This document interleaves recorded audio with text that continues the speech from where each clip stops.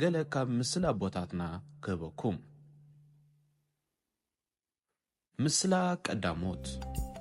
ማይ ንዝጸምኦ ምኽሪ ንዝሰምዖ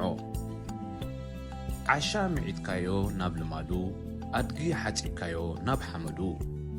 ስቕ ዝበለ ካብ ማዓት ገለለ ሕማቕ ሽማግለ መዳጋሚ ባእሲ ነገርካ ዳኛ ይመጉቶ ጸብሕኻ ጠው ኣይዝመቶ ሓቅን ጌሓትን እናሓደረ ይበርህ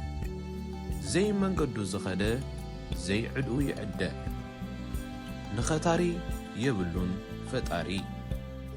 ካብ ወደይ ከብደይ ይበለት ሰበይቲ ዓሻ ምስ ዝጸልእ ከመዓልካ ይኸልእ ንኽገሹ ጋሻ ይጸልኡ ንኽሞቱ ሬሳ ይጸልኡ